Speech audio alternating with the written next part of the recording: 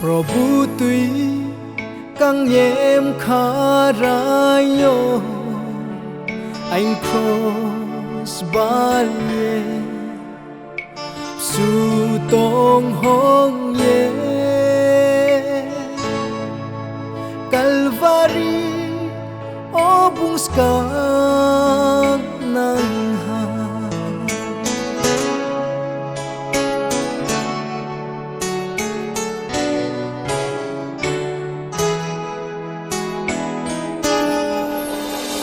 Prabhu no cross obe nai ro buyau mo khil so ong ya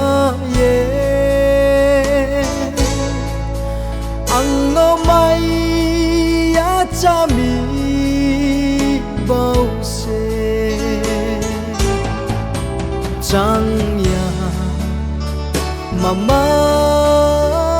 ya le cross ni ding o ham pan da mai ha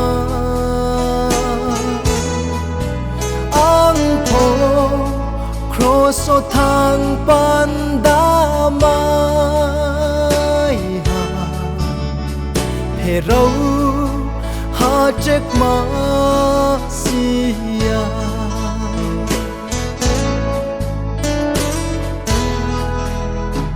bin maya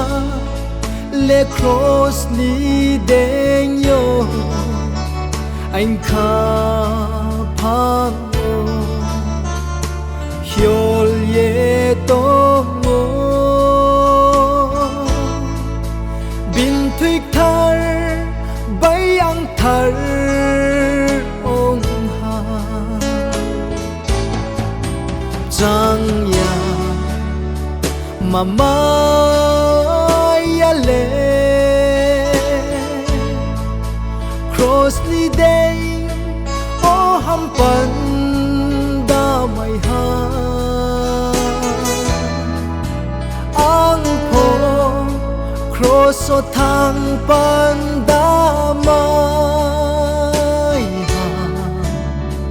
he rau ha trek ma sia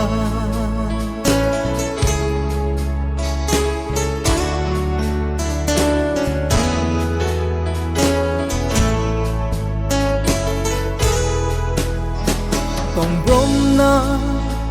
ang mai mai au nai bung bung su ni tong hong za ye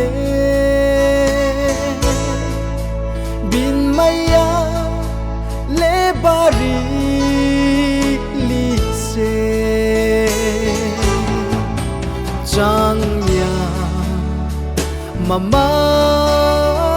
ya le cross ni day o ham pan da mai ha ang po cross o thang pan da